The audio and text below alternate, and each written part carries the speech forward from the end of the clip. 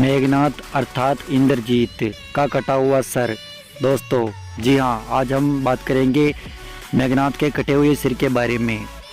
दोस्तों हमारे YouTube channel में आपका फिर से स्वागत है। अगर आप हमारे YouTube चैनल पर नए मेहमान हैं तो आप हमारे YouTube चैनल को सब्सक्राइब करके हमारे सदस्य बने और वीडियो को अंत तक देखें। दोस्तों आज हम इस वीडियो में बात करने वाले हैं मेघनाथ के कटे हुए सिर की, कि इंद्रजीत का जब वध हुआ तो उसका सिर काटा गया था और उसका कटा हुआ सिर जब ज़मीन पर गिर पड़ा तो वह हंसने क्यों लगा। कई लोगों ने इसे सवाल उठाए हैं कि क्या कटा हुआ सिर भी कभी हंसता है। जी हाँ दोस्तों, बिल्कुल कटा हुआ सिर भी हंसता है, क्योंकि ये उस समय की बात है। उस समय काफ़ी पौराणिक शक्तियाँ थी, काफ़ी सारी ऐसी शक्तियाँ थी जिसकी वजह से ये संभव हो पाया है। तो दोस्तों आज हम बात करेंगे मेघनाथ के कटे हुए सिर के बारे में, कि मेघनाथ का सिर कटने के बाद में हंसने क्यों लगा था।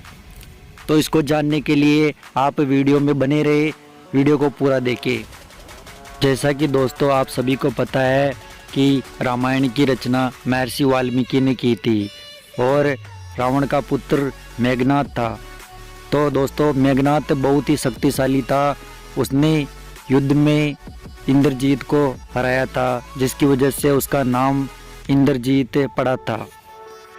तो दोस्तों इस वीडियो में मैं आज आपको मेघनाथ की कथा सुनाने वाला हूँ।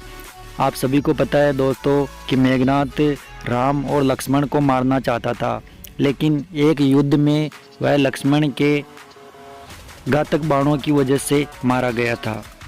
दोस्तों आपको बता दें कि मेघनाथ का वध लक्ष्मण के हाथों से हुआ था, उसके घातक बाणों की वजह से हुआ था।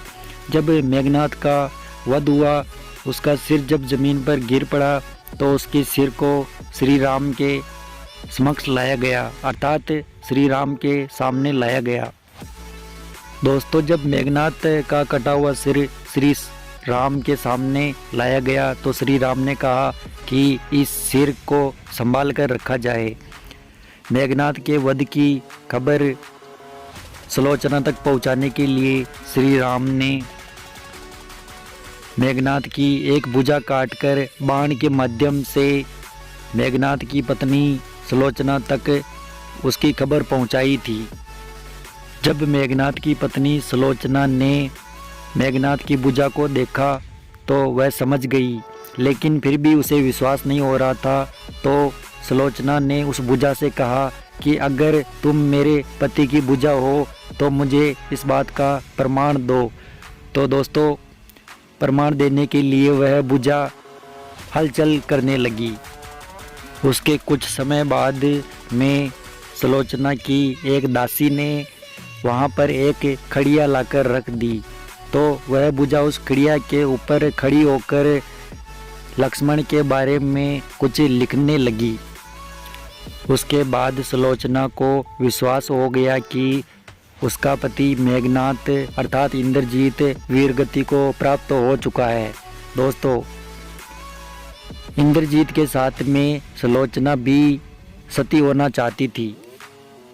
जब सुलोचना के सती होने की खबर रावण को लगी तो उसने कहा कि वो ऐसा ना करे। तो रावण की पत्नी मनोहरी ने उसको समझाया और कहा कि राम बहुत ही दयालु है, तुम उनके पास में जाओ। दोस्तों उसके बाद में सुलोचना श्री राम के पास में जाती है तो विभीषण श्री राम से सुलोचना का परिचय करवाता है। उसके बाद में सुलोचना श्री राम से कहती है कि हे प्रभु, आप मुझे अपने पति का सिर दे दीजिए ताकि मैं उसके साथ में सती हो सकूं। श्री राम को यह बात सुनकर बहुत दुख हुआ।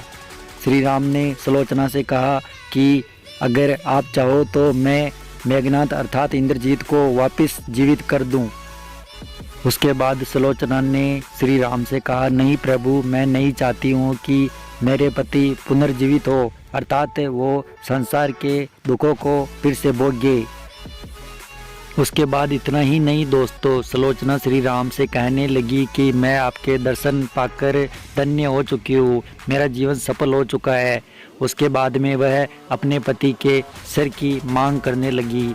लेकिन दोस्तों वहाँ पर उपस्थित सुग्रीव को इस बात का विश्वास नहीं हो रहा था कि एक कटी हुई भुजा लक्ष्मण का गुणगान कैसे कर सकती है।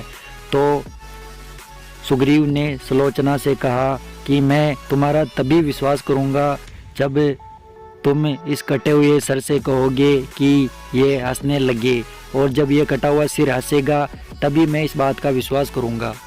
इतना सुनने के बाद सुलोचना कटे हुए सिर से कहने लगी कि हे स्वामी, आज मेरी परीक्षा हो रही है, तो अगर मैं आपकी सच्ची पत्नी हूँ और मैंने अपने तन मन धन से आपकी सेवा की है तो आप एक बार पुनः हंस दे, नहीं तो यहाँ पर कोई मेरा विश्वास नहीं करेगा, यह संसार मुझे झूठी मानेगा।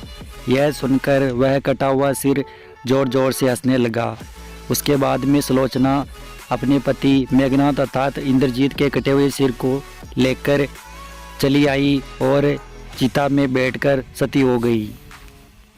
उसके बाद में सुलोचना सती हो गई। दोस्तों यही कारण है कि सुलोचना को आज संसार में बहुत ही पूजनीय माना जाता है और अस्तित्व का एक पवित्र स्वरूप माना जाता है। यही कारण है दोस्तों कि जब मेघनाद का वध हुआ तो उसका कटा हुआ सिर सुलोचना की वजह से, उसके अस्तित्व की वजह से, उसके पवित्र रिश्ते की वजह से जोर जोर से हंसने लगा था। तो दोस्तों कैसा लगा आपको हमारा ज्ञानवर्धक प्रश्न एवं कैसी लगी आपको हमारी ज्ञानवर्धक कहानी। दोस्तों अगर आपको हमारी कहानी अच्छी लगी हो तो हमारे YouTube चैनल को सब्सक्राइब करें और हमारे नए सदस्य बने ताकि आप भी हमारी कहानियों का आनंद ले सकें। तो कमेंट में लिख दीजिए दोस्तों, जय श्री राम।